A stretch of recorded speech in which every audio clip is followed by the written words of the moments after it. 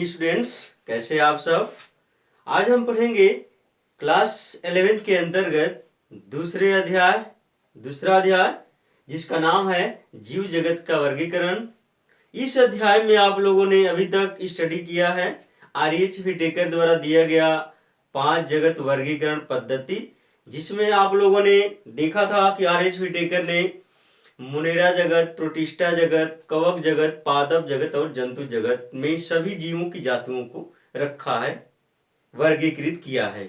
तो आप लोगों ने मुनेरा जगत के बारे में कंप्लीटली अध्ययन कर लिया है, प्रोटिस्टा जगत के बारे में भी कंप्लीट आप लोगों ने अध्ययन कर लिया है, और तीसरा जो जगत उन्होंने बनाया है जिसका नाम है कवक जगत, आज के वीडियो में हम स्टडी करेंगे। तो कवक जगत में स्पेशली कवकों को रखा गया है, जो कवक होते हैं। तो हम देख लेते हैं इनका मुख्य कैरेक्टर क्या है। तो आर.एच. व्हिटेकर ने कवक जगत में किसको रखा था, तो वे जीव जो क्या होते हैं, यूकैरियोटिक होते हैं। यूकैरियोटिक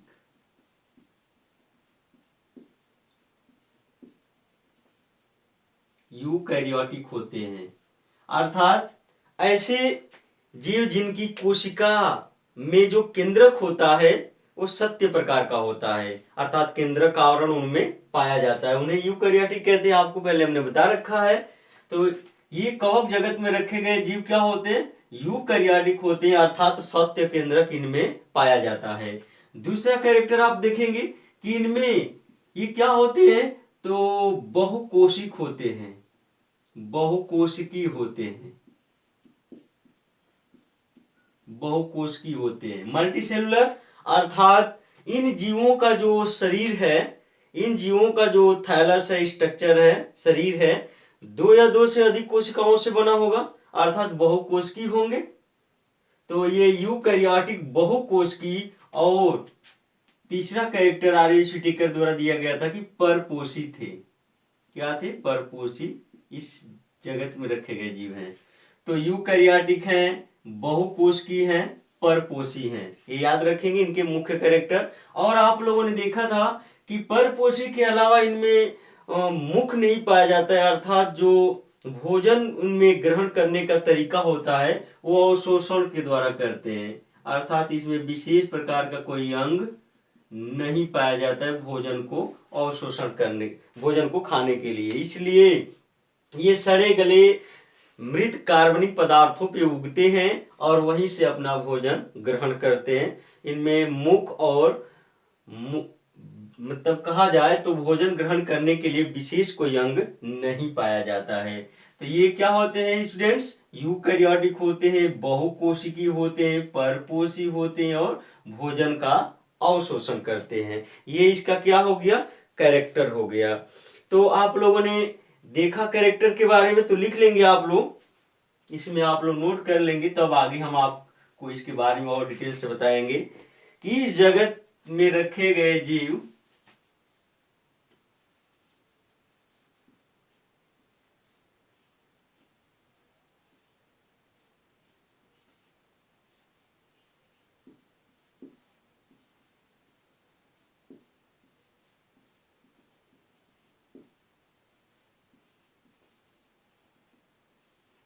इस जगत में रखे गए जीव यूकैरियोटिक, जिसको संकेंद्रिकी कहते हैं, सुकेंद्रिकी कहते हैं, यूकैरियोटिक, जिसमें सत्य केंद्रक पाया जाता है, आप लोग समझेंगे। यूकैरियोटिक, बहुकोशिकी, मल्टीसेलुलर, बहुकोशिकी, यूकैरियोटिक, बहुकोशिकी,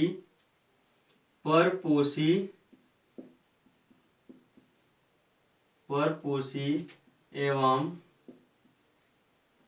भोजन का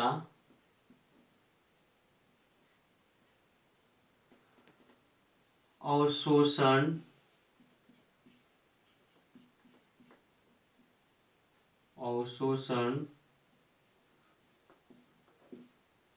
करने वाले, भोजन का अवशोषण करने वाले जीवों को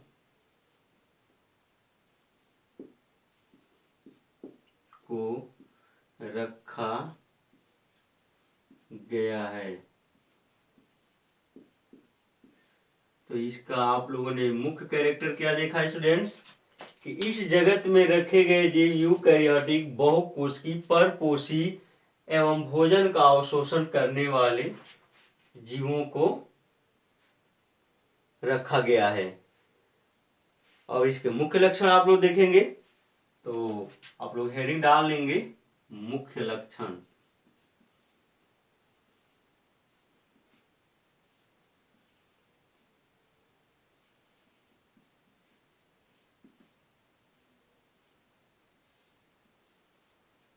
मुख्य लक्षण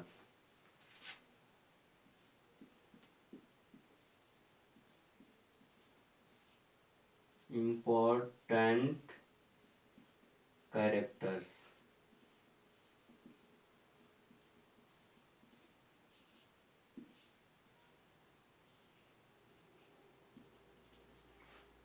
यहाँ पर आप लोगों ने मुख्य लक्षण के बारे में स्टडी करेंगे कि इनके मुख्य लक्षण क्या है। तो आपको बता दें स्टूडेंट्स कि ये परपोषी होते हैं, इनमें क्लोरोफिल एब्सेंट होता है, नहीं पाया जाता है। तो इसके कारण ये क्या होते हैं, परपोषी, अर्थात इनमें जो पर्णहरिम होता है जिसको क्लोरोफिल कहते हैं वो नहीं पाया जाता है, जिसके कारण ये क्या होते हैं, परपोषी होते हैं। तो पहले इनकी संरचना को देख लेते हैं। तो इनकी इस जगत के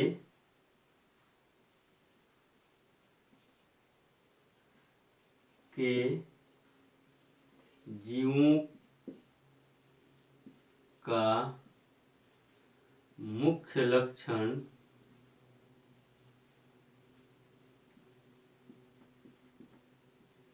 निम्नलिखित है।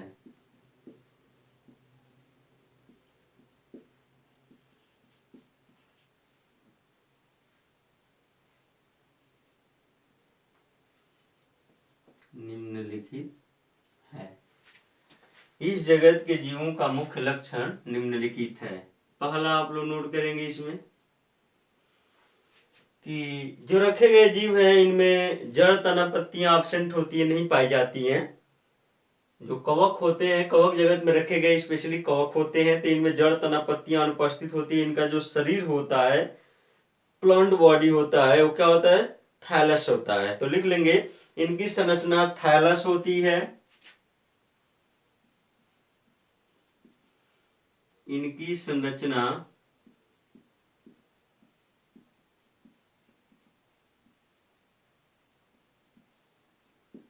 थैलस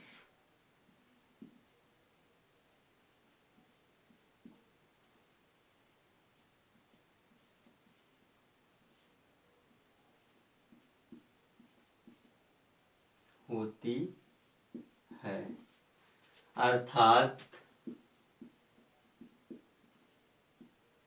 अर्थात इनमें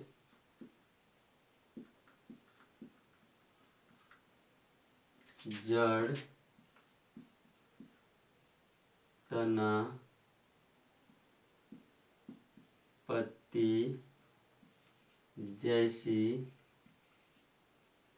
संरचनाएं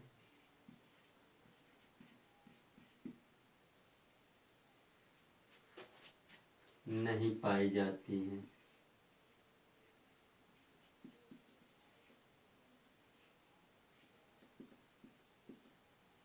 नहीं पाई जाती है। तो आप लोगों ने देखा स्टूडेंट्स कि इनकी संरचना थैलस होती है, अर्थात इनमें जड़, तना, पत्ती जैसी संरचनाएं क्या होती हैं, अनुपस्थित होती हैं, नहीं पाई जाती हैं। दूसरा लिखेंगे, दूसरा इनका कैरेक्टर है। कैरेक्टरों को आप लोग एक एक करके याद रखेंगे। दूसरा कैरेक्टर है, इनमें पर्णहरिम का अभाव होता है। इनमें पर्णहरिम का जिसको हम लोग क्लोरोफिल कहते हैं, लिख लेंगे अभी इंग्लिश में क्लोरोफिल। जो पौधों का मुख्य लक्षण है, जो पौधे अपना भोजन पर्णहरिम की उपस्थिति में करते हैं। इनमें पर्णहरिम का अभाव होता है, अर्थात नहीं पाया जाता है, अभाव होता है,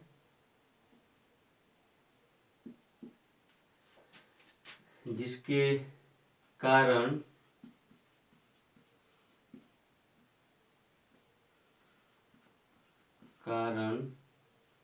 ये परपोषी होते हैं, परपोषी होते हैं।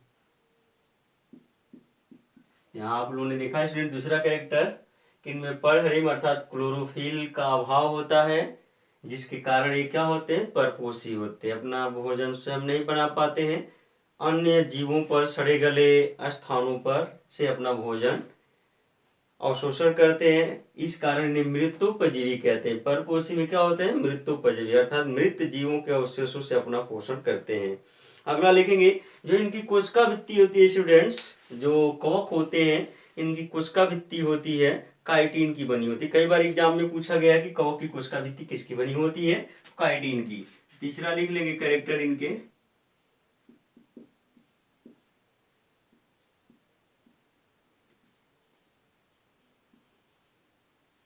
कवक की कोशिका भित्ति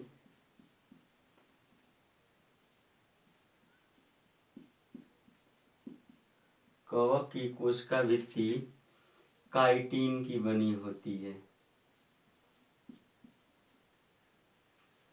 काइटिन की बनी होती है।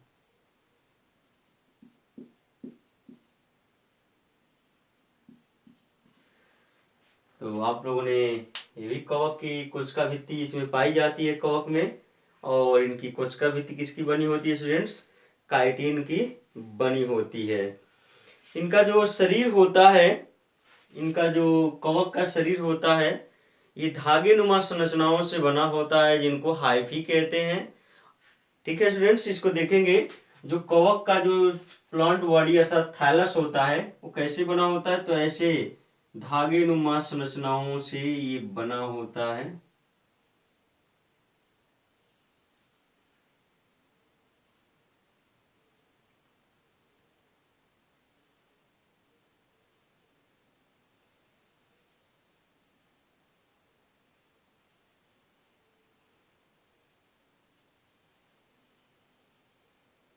देख रहे हैं, ये कवक तंतु जो होता है ये धागे नुमा संरचनाओं से बना होता है। कवक का जो शरीर, इनको कवक तंतु या हाइफी कहते हैं।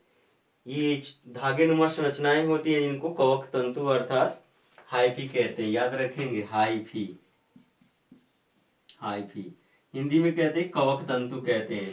तो ये जो कवक होता है इसकी जो शरीर होती है धागे नुमा संरचनाओं से बनी होती है, जिन्हें हाइफी कहते हैं। और हाइफी के समूह को, जब हाइफी ज्यादा समूह में होते, ज्यादा मात्रा में होते हैं, तो हाइफी के समूह को कवक जाल अर्थात माइसेलियम कहते हैं। तो ये भी नोट कर लेंगे आप लोग। चौथा कैरेक्टर,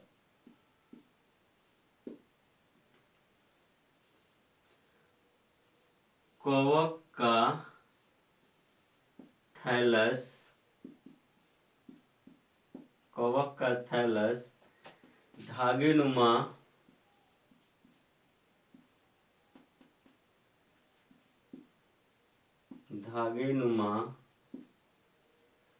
संरचनाओं का बना होता है,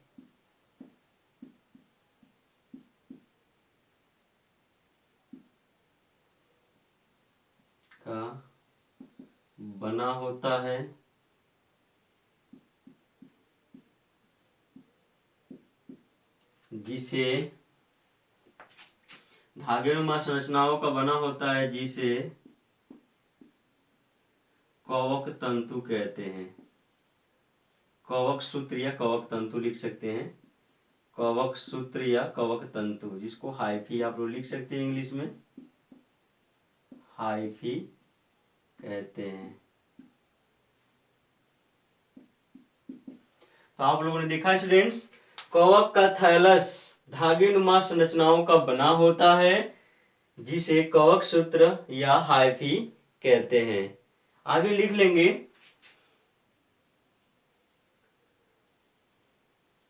कवक सूत्र के समूह को, कवक सूत्र के समूह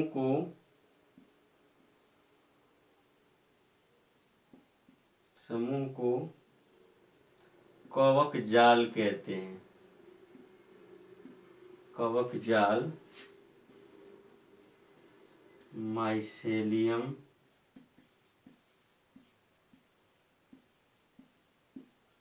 कहते हैं। तो आप लोगों ने यहां देखा, कवक का थैला धागेनुमा संरचनाओं का बना होता है, जिसे कवक तंतु या कवक सूत्र कहते हैं, हाइफी कहते हैं, तथा कवक सूत्र के समूह को कवक जाल कहते हैं। मतलब ज्यादा कवक तंतु आपस में एक जगह एकत्र होते हैं तो उसको माइसेलियम कहते हैं। आगे आप लोग लिखेंगे कि जो ये कवक तंतु होता है दो प्रकार का होता है। तो आगे हम संरचना में उनको पढ़ेंगे। एक होता है सेप्टेट होता है, एक सेप्टेट होता है, वो आगे संरचना में आपको पढ़ाएंगे। अब आपको बताएंगे कि इनमें जो संचित भोज्य पदार्थ होता है किस रूप में होता है। तो पांचवा कैरेक्टर लिख लेंगे आप लोग, कवक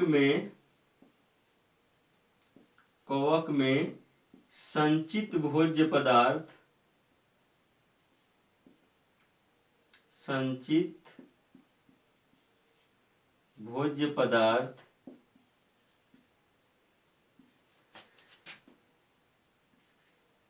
तेल तथा ग्लाइकोजन के रूप में होता है। तो लिख लेंगे आप लोग, ग्लाइकोजन के रूप में होता है, तेल तथा ग्लाइकोजन के रूप में होता है।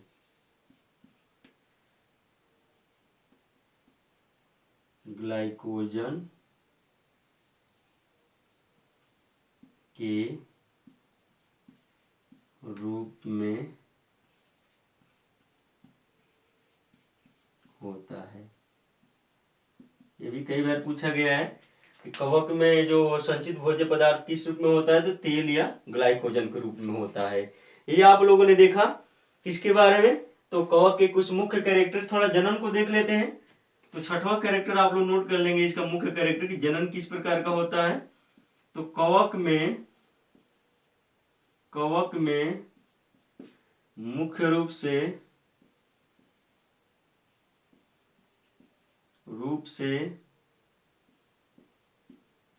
वर्धी, जिसको कायिक जनन भी कहते हैं, वर्धी अलैंगिक तथा लैंगिक जनन पाया जाता है। लैंगिक मतलब तीनों जनन पाया जाता है, लैंगिक जनन पाया जाता है।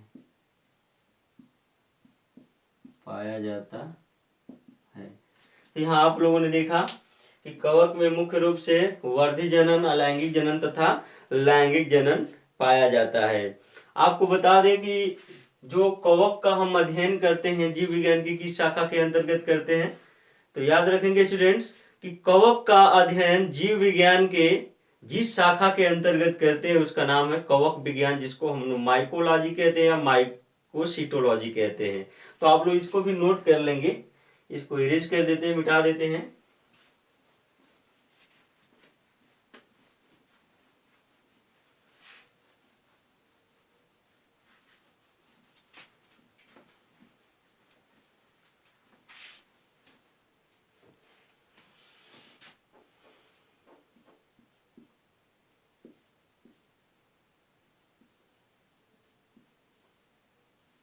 कवक का अध्ययन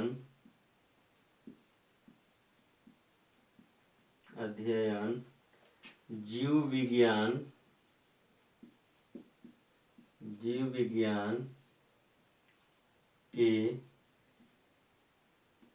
विज्ञान की जिस शाखा के अंतर्गत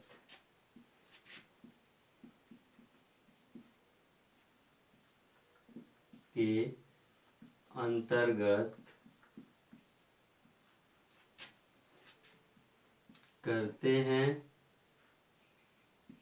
जिस शाखा के अंतर्गत करते हैं उसे उसे उसे माइकोलॉजी या माइसिटोलॉजी कहते हैं। उसे माइकोलॉजी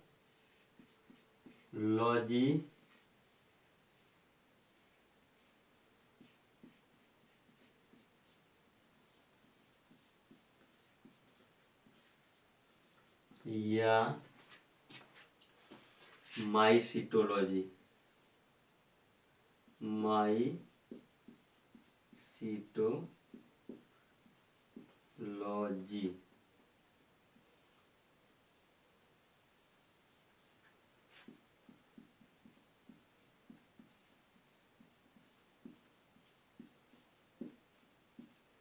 कहते हैं।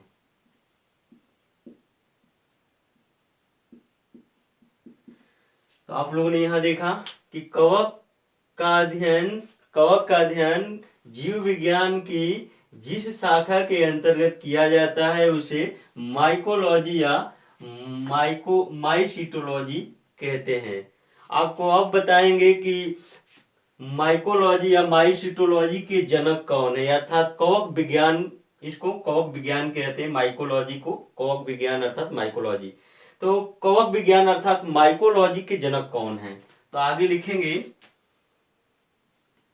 आगे कि कवक विज्ञान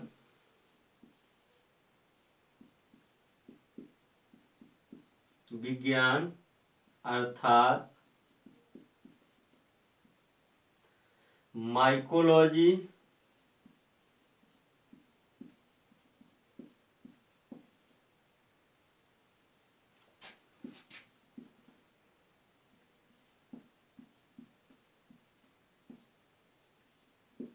के जनक एंटोनियो मिशेली को कहा जाता है। एंटोनियो मिशेली हैं। एंटोनियो पूरा नाम है एंटोनियो मिशेली हैं।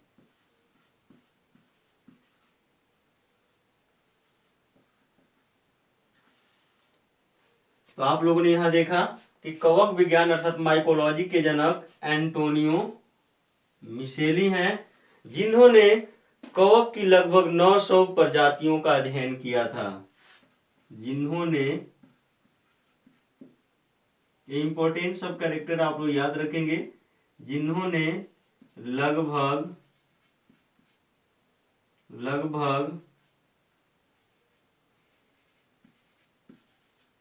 कवक की 900 प्रजातियों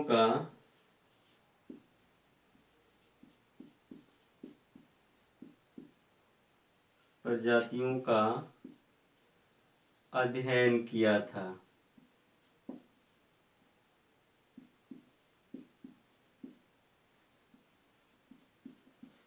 तो आप लोगों ने देखा स्टूडेंट्स, इस वैज्ञानिक ने लगभग 900 कवक की प्रजातियों का अध्ययन किया था। आगे लिखेंगे कवक विज्ञान के भारतीय जनक कौन है?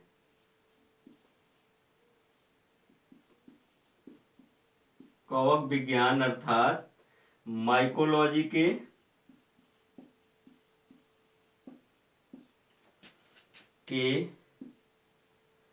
भारतीय जनक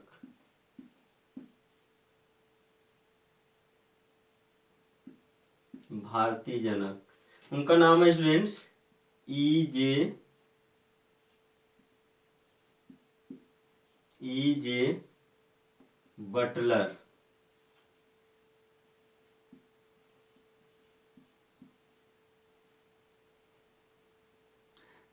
हैं।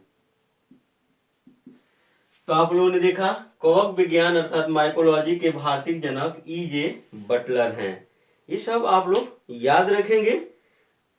आप लोगों ने अभी सामान्य कैरेक्टर के बारे में देखा, कवक जगत के जो सामान्य कैरेक्टर और मुख्य कैरेक्टर हैं उनके रखे गए जीवों के बारे में देखा।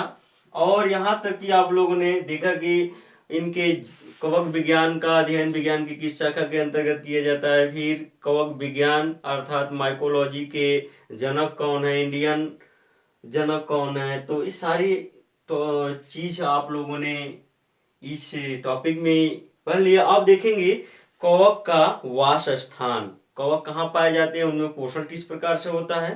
तो अगली हेडिंग होगी स्टूडेंट्स, कवक का वास स्थान कहाँ कहाँ पाए जाते हैं।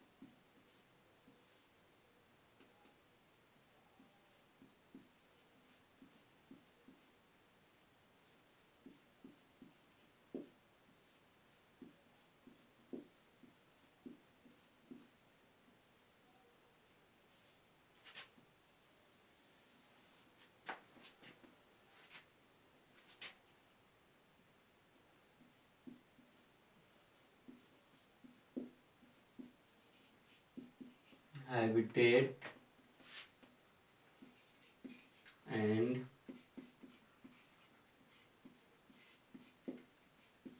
Nutrition of fungi, habitat and nutrition of fungi. तो याद रखेंगे कहाँ कहाँ पाए जाते हैं। तो याद रखेंगे स्टूडेंट्स, जो कवक होते हैं ये सर्वव्यापी माने जाते हैं, दे आर कॉस्मोपॉलिटन, ये सभी जगहों में पाए जाते हैं। जैसे कुछ जल में पाए जाते हैं, कुछ स्थल में पाए जाते हैं, कुछ परजीवी के रूप में भी पाए जाते हैं। तो लिख लेंगे इनके बारे में भी, कवक प्रायः सभी जगह पाए जाते हैं अर्थात सर्वव्यापी होते हैं। कवक कवक प्रायः सभी जगह पाए जाते हैं, पाए जाते हैं। आप लोगों ने देखा स्टूडेंट्स, जो कवक होते हैं लगभग सभी जगह पाए जाते हैं। इनमें पर्णहरिम नहीं पाए जाते हैं, हमने पहले ही बता रखा है, पर्णहरिम नहीं पाया जाता, इस कारण ये दूसरे जीवों पर निर्भर होते हैं। तो याद रखेंगे इनमें पर्णहरिम नहीं पाया जाता है, जिसकी वजह से ये परपोषी होते हैं। अतः ये दूसरे जीवों पर परजीवी अथवा सरजीवी के रूप में पाए जाते हैं। तो लिख लेंगे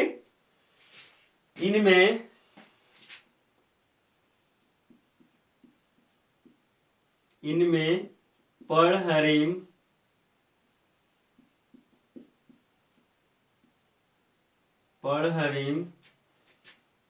की अनुपस्थिति के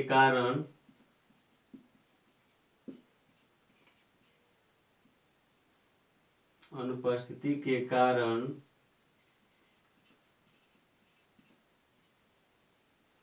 ये अपना पोषण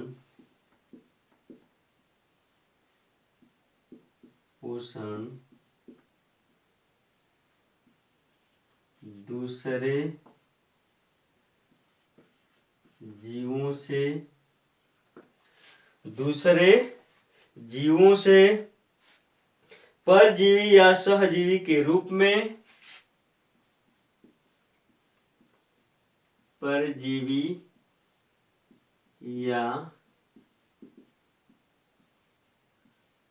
सहजीवी के रूप में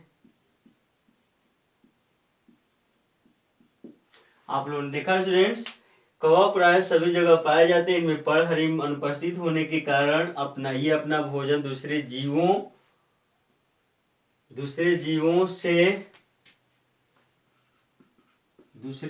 से परजीवी या सहजीवी के रूप में तथा सड़े गले पदार्थों पर तथा सड़े गले पदार्थों पर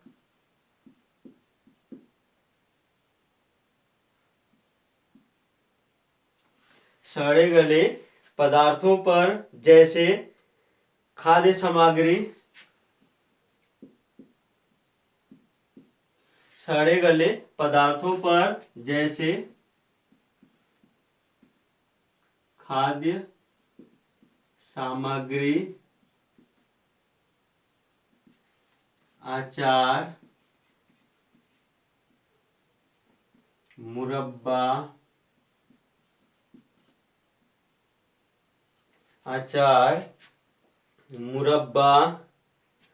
रोटी, फल, चमड़ा,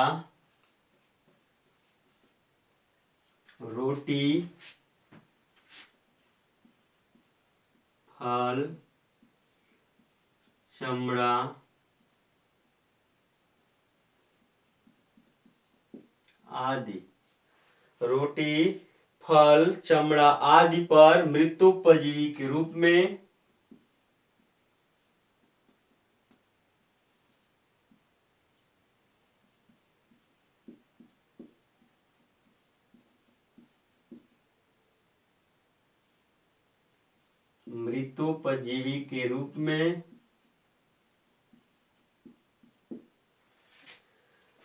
मिलते हैं।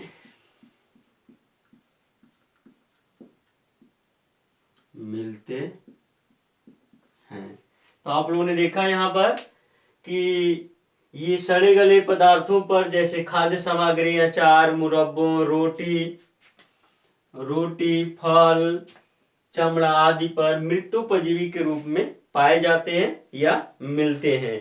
कुछ कवक वायु तथा जल में भी रहते हैं। कुछ कवक वायु तथा जल में भी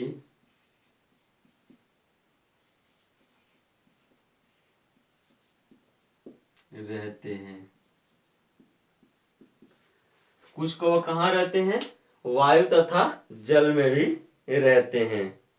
अब इनकी संरचना की बात की जाए स्टूडेंट्स, तो हमने बता रखा है आपको कि संरचना दो प्रकार की होती है, एक सेप्टेट, एक एसेप्टेट। एक पटीय, एक अपटीय होते हैं। इनकी संरचना में कवक तंतु दो प्रकार के होते हैं। तो सबसे पहले बता दें आपको कि जो कवक जगत होता है, कवक जगत को चार भागों में बांटा गया है। तो यहाँ पर चार भाग को आपको बता दें कौन कौन है। पहला है फाइकोमाइसिटीज, यहाँ पर हेडिंग डाल लेंगे पहले संरचना, इसको मिटा दें तब आपको डिटेल से बताएंगे।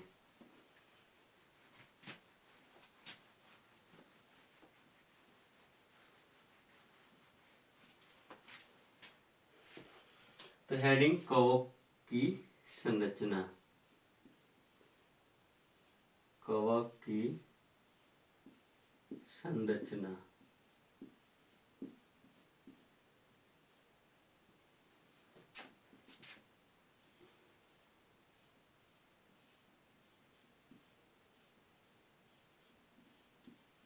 Structure of fungi. यहाँ पर देखेंगे कवक की संरचना पढ़ने से पहले हम आपको बता दें कि कवक को चार भागों में बांटा गया है।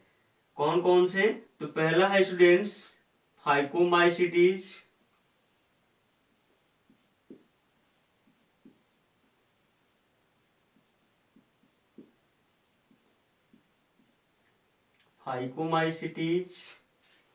दूसरा है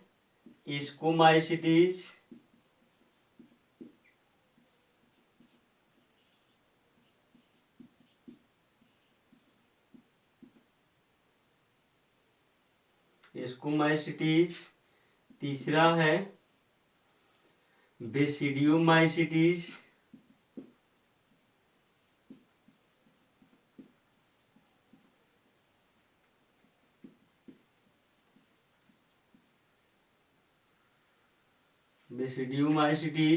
और चौथा है ड्यूटेरोमाइसिटीज, टेरोमाइसिटीज।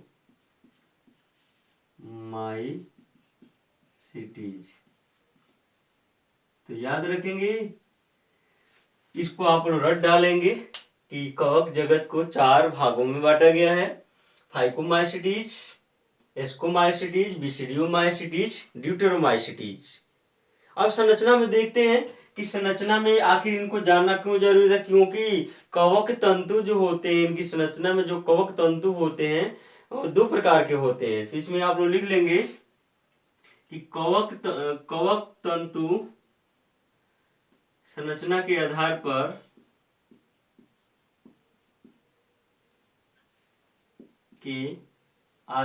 पर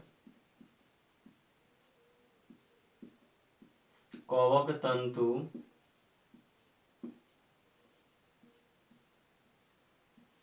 2 प्रकार के होते हैं, 2 प्रकार के होते हैं। पहला पटीय कवक तंतु, कवक तंतु इसको कहा जाता है सेप्टेट हाइफी, सेप्टेट हाइफी। और दूसरा होता है अपटीय कवक तंतु,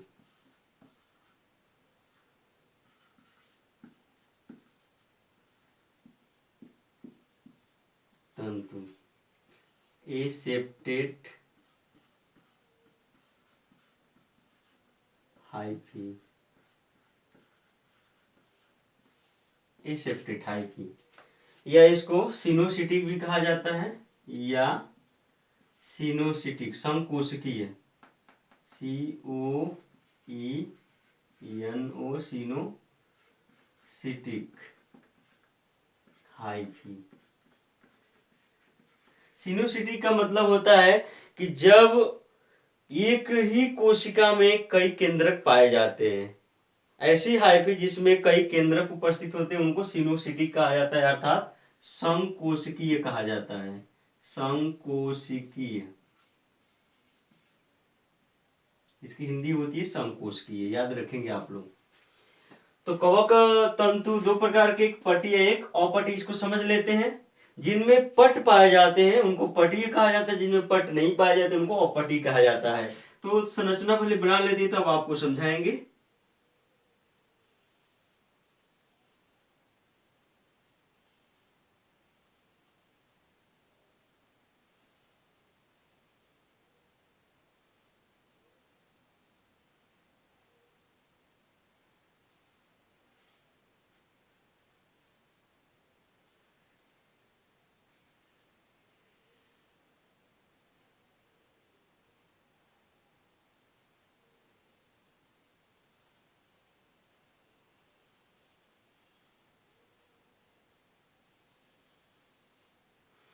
ये स्टूडेंट्स आप देख रहे हैं, एक हमने कवक सूत्र का स्ट्रक्चर बना रखा है आपके सामने।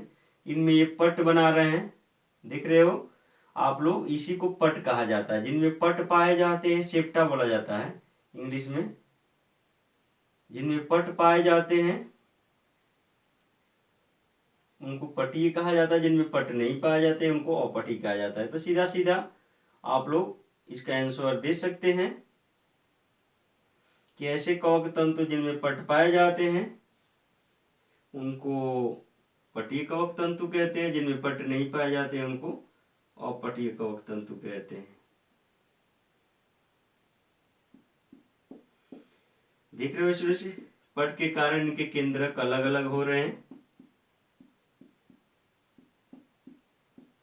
इनके केंद्रक पट से ही डिवाइड हो रहे हैं अलग अलग कोशिकाओं में।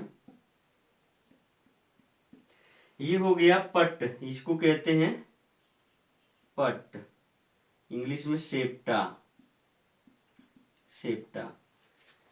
तो ये हो गया एक स्ट्रक्चर किसका, सेप्टेट हाइफी का।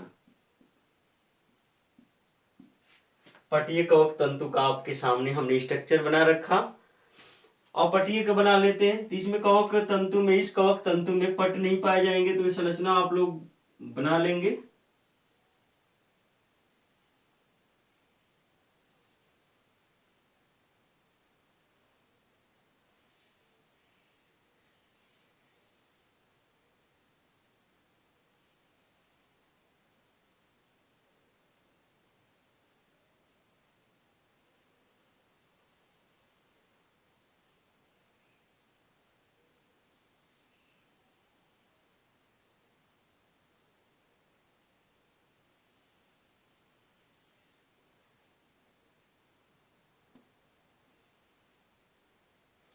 तो यहाँ पर आप लोग देख रहे हैं स्टूडेंट्स, इनमें ये केंद्रक इसी के अंतर्गत पाया जाता है।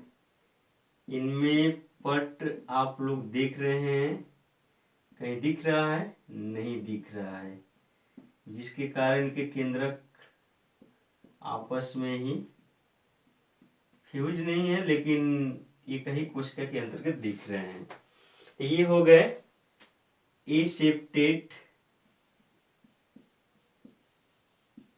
एसेप्टेट हाइफी अपटीय कवक तंतु या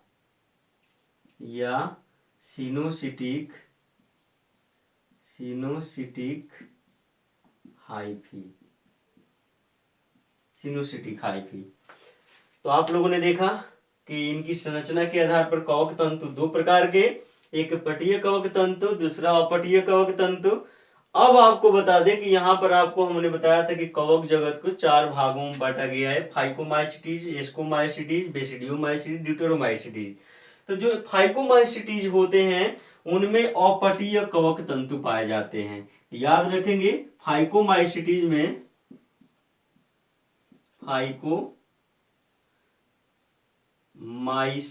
में इस प्रकार के कवक तंतु पाए जाते हैं, जबकि एस्कोमाइसिटीज और बेसिडियोमाइसिटीज और ड्यूटेरोमाइसिटीज में पटीय कवक तंतु पाए जाते हैं। इस कारण हमने आपको ये चारों वर्ग बताए थे किसके? कवक जगत के, कि फाइकोमाइसिटीज में अपटीय कवक तंतु पाए जाते हैं, जबकि एस्कोमाइसिटीज, बेसिडियोमाइसिटीज और ड्यूटेरोमाइसिटीज में पटीय कवक तंतु पाए जाते हैं। तो कुछ लिख लेंगे इसमें। कवक तंतु की शारीरिक संरचना एक कोशिकीय अथवा धागे जैसी होती है। कवक तंतु की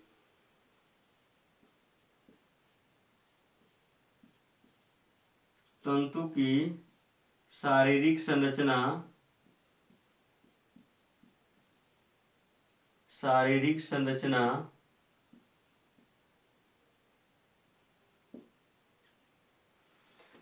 कवक तंतु की शारीरिक संरचना एक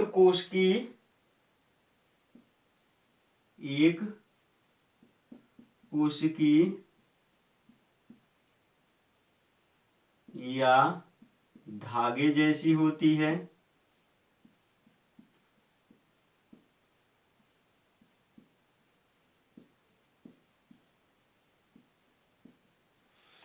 एक कोशिकीय या धागे जैसी होती है, जिन्हें हाइफी कहते हैं। इन धागे जैसी संरचनाओं को हाइफी कहते हैं। इन धागे जैसी, पहले ही हमने आपको बता रखा है, धागे जैसी संरचनाओं को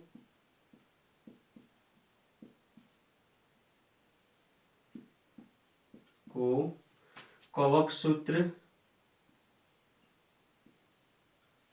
सूत्र या हाइफी कहते हैं।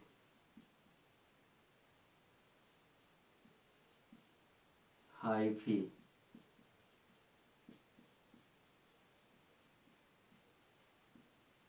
कहते हैं। तो आप लोगों ने देखा कि कवक की शारीरिक संरचना एक कोशिकीय होती है, एक कोशिकीय धागे जैसी होती है। इन धागे जैसी संरचनाओं को कवक सूत्र कहते हैं। कवक सूत्रों का समूह कवक जाल कहलाता है। कवक सूत्रों का समूह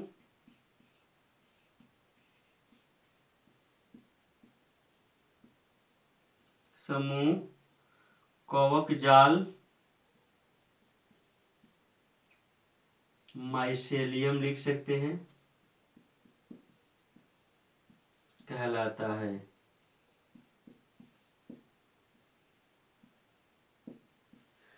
माइसेलियम कहलाता है। आगे लिखेंगे आप लोग कि कुछ कवक सूत्र में पट पाए जाते हैं, कुछ में नहीं पाए जाते हैं। तो हम ऊपर मिटा के लिख देते हैं।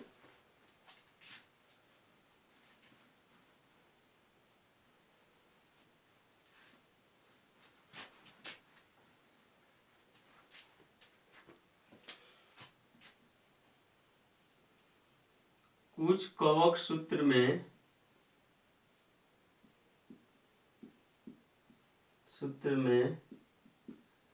पट अर्थात सेप्टा पाए जाते हैं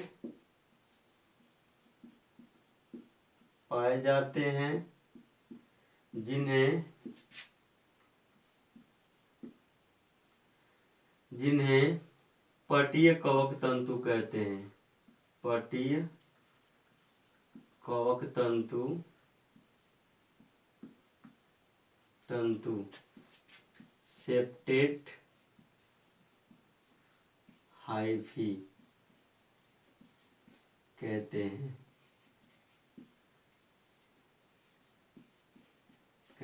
जैसे किसमें है स्टूडेंट्स, तो हमने आपको जस्ट बता रखा है आपको। जैसे ascomycetes, basidiomycetes, deuteromycetes. Ascomycetes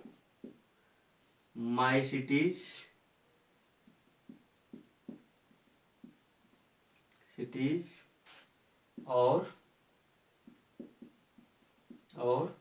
basidiomycetes.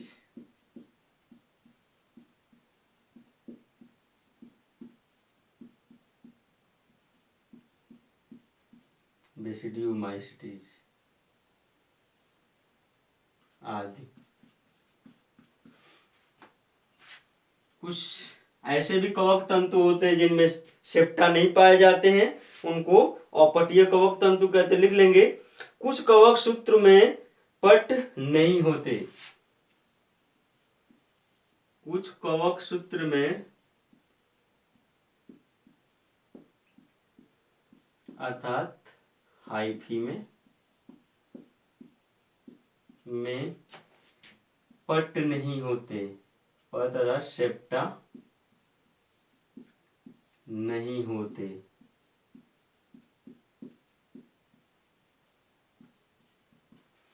आप लोगों ने देखा है स्टूडेंट्स, कुछ कवक सूत्र में पट नहीं होते, जैसे यहाँ पर आप लोगों ने देखा है, उन्हें अपटीय कवक तंतु कहते हैं। उन्हें अपटीय कवक तंतु कहते हैं। तंतु एसेप्टेट हाइफी या संकोशिकीय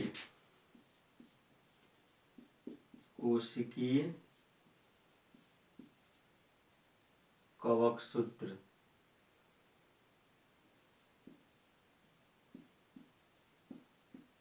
इंग्लिश में लिख लेंगे सिनोसिटिक हाइफी कहते हैं।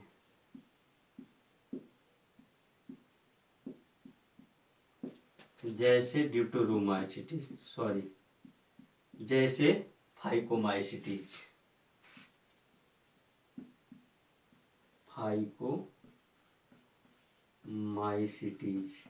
इस सारे क्वेश्चन एग्जाम में पूछे जाते हैं कि पटीय प्रकार के कवक सूत्र किस में पाए जाते हैं, अपटीय प्रकार के कवक सूत्र किस में पाए जाते हैं।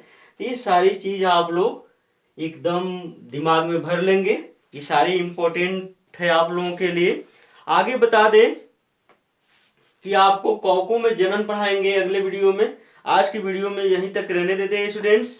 तो अगले वीडियो में हम पढ़ेंगे कौकों में जो जनन होता है कैसे होता है, कितने प्रकार का होता है। तो रहने देते हैं आज की वीडियो में यहीं तक। आपसे कुछ क्वेश्चन पूछ रहे हैं जो आप जवाब देना न भूलिए कमेंट बॉक्स में। तो पहला क्वेश्चन है कि जो कवक में इनका जो भोज्य पदार्थ होता है, संचित भोज्य पदार्थ होता है, किस रूप में होता है? संचित भोज्य पदार्थ कवकों में किस रूप में होता है? दूसरा क्वेश्चन आपसे पूछ रहे हैं कि इनका जो सेल वॉल होती है, कवकों की जो कोशिका भित्ति होती है, किसकी बनी होती है? और तीसरा क्वेश्चन है कि अपटीय प्रकार के कवक तंतु किन में पाए जाते हैं?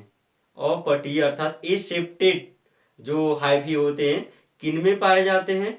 इन तीनों क्वेश्चनों के आंसर आप कमेंट बॉक्स में देना ना भूलें और जुड़े रहिए एसएन ऑनलाइन क्लासेस।